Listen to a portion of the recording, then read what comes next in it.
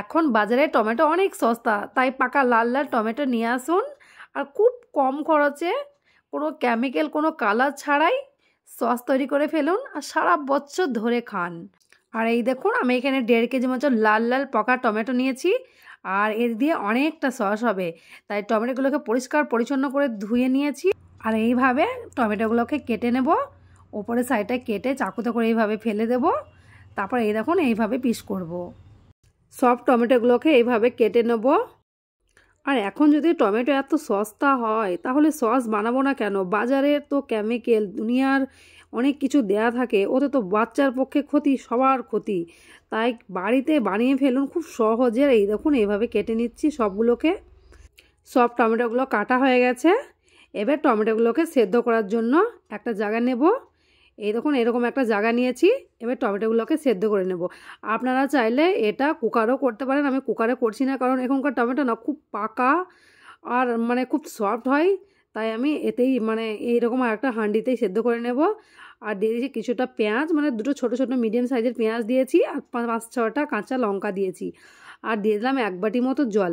আপনারা যারা রসুন পেঁয়াজ খাবেন না তারা স্কিপ করবেন, আমি রসুনটা দিইনি, আমি পেঁয়াজটা দিয়েছি। এবার ঢাকনা চাপিয়ে হতে দেবো যতক্ষণ না সেদ্ধ হয়। আর মধ্যে একবার নাড়াচাড়া করে দেবো। এটা তো বেশিক্ষণ হয় না, 4-5 মিনিটের মতো লাগে। খুব সফট এখনকার টমেটো, খুব তাড়াতাড়ি গলে যায়।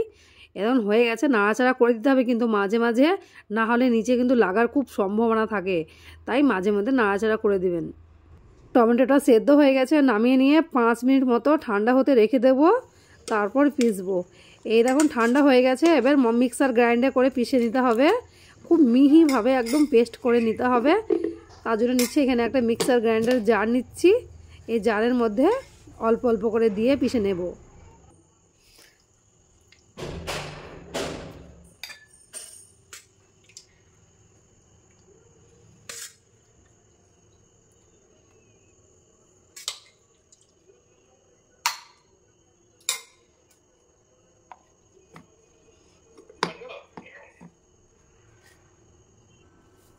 এই দেখুন একদম মিহি পেস্ট করে নিয়েছি।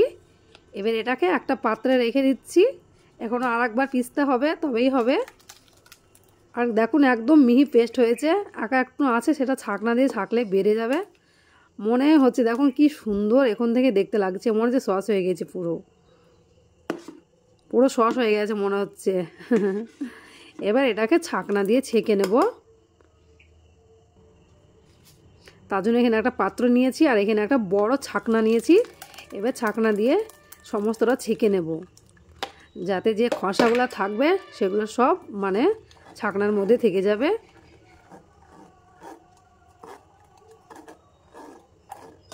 এইভাবে সবগুলোকে ছেঁকে নেব। আর দেখুন দেখুন কতটা কি বেরিয়েছে, দেখুন যত মানে বীজগুলো সব বেরিয়েছে আর একদম পুরো পিউরি হয়ে গেছে টমেটোর। তারপর এবার কড়াই নিয়েছি, কড়াইয়ের মধ্যে পুরো সসটা দিয়ে দিলাম। কি সুন্দর দেখতে লাগছে। এবারে 5 মিনিট মতো ভালোভাবে জাল দিয়ে মিডিয়াম টু লো ফ্লেমে ফুটিয়ে নিতে হবে ভালোভাবে। তারপর দিয়ে দিচ্ছি 1 কাপ চিনি। মিষ্টিটা আপনারা স্বাদ অনুসার দেবেন, কারণ সসে খুব একটা মিষ্টি ভালো লাগে না, তাই আমি 1 কাপ মতো দিলাম। 1.5 কেজি টমেটোতে একটা মিডিয়াম সাইজের একটা ছোটো কাপ, ওই কাপের 1 কাপ চিনি দিয়েছি। আর দিয়ে দিলাম একটুখানি লবণ।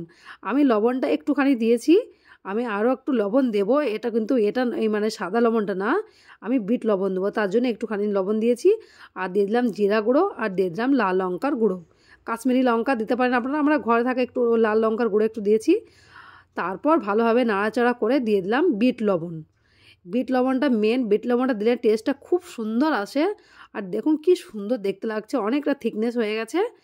আবার 2 মিনিট ধরে ভালোভাবে জাল দিয়ে ফুটিয়ে নেব। তারপর দিয়ে দেবো কর্নফ্লাওয়ার।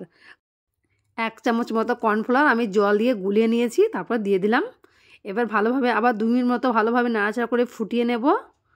খুব সুন্দর দেখতে লাগছে, দেখুন না থিকনেসটা অনেকটা হয়ে গেছে, অনেকটা কমও হয়ে গেছে। এবার দিয়ে দেবো লাস্টে যেটা হচ্ছে ভিনিগার দিয়ে দিলাম, ছোটো বাটির 1 বাটি, যাতে এটা দিলে না খারাপ হবে না, অনেক দিন ধরে লাস্টিং চলবে। এবার বাস আর একটুখানি হলেই হয়ে যাবে, তারপর আমরা নামিয়ে নেব। আর হ্যাঁ, নামানোর আগে দেখতে হবে যে সসটা আমাদের রেডি হয়েছে কি না, তার জন্য একটা প্লেট নিতে হবে। আমি দেখাচ্ছি সমস্ত কিছু। তার জন্য আরেকটুখানি ফুটিয়ে নিই, তারপর আবার ফিরে আসছি। এবার একটা প্লেট দিয়ে দেখে নেব যে আমাদের এটা রেডি হয়েছে কি না। তার জন্য এখানে একটা প্লেট নিয়েছি, আর প্লেটে এভাবে ফেলে দিলে না, মানে দেখুন গড়ছে না, তার মানে আমাদের সস একদম পারফেক্ট আর রেডি। কি সুন্দর হয়েছে। এবার সসটাকে ঠান্ডা করে জারের মধ্যে ভরে নেব।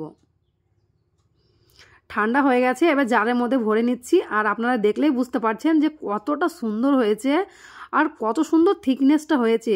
তাহলে বাজারে কিনে খাবো কেন? আর ও বাজারে তো কত রকম কেমিক্যাল পাওয়া যায়, বাচ্চাদের বড়দের সবার ক্ষতি। এবার থেকে সহজভাবে বাড়িতে বানিয়ে ফেলুন আর পুরো বছর ধরে জুড়ে খান। আর টমেটো তো এখন খুব সস্তা, তাড়াতাড়ি যান বাজার থেকে নিয়ে এসে আমার মতোভাবে বানিয়ে খান, তারপর দেখবেন। আর ভালো লাগলে অবশ্যই লাইক কমেন্ট শেয়ার করবেন। আশা করি আজকে আপনাদের ভিডিওটা খুবই ভালো লেগেছে। আর খুব সহজভাবে খুব অল্প টাইমের মধ্যে আমি এই ভিডিওটা বানিয়ে আপনাদের সঙ্গে শেয়ার করে দেখালাম। তাহলে আপনাদের কি করা দরকার বলুন তো? একটা সুন্দর কমেন্ট করবেন, লাইক করবেন, আর পারলে অবশ্যই শেয়ার করবেন। আর পাশে থাকবেন। আমি অনেক ভালো ভালো ভিডিও দিয়েছি, এইভাবে অনেক ভিডিও আছে, আপনারা চাইলে আমার চ্যানেলটা ভিজিট করতে পারেন। ভালো থাকবেন, সুস্থ থাকবেন। আজকের মতো আসি।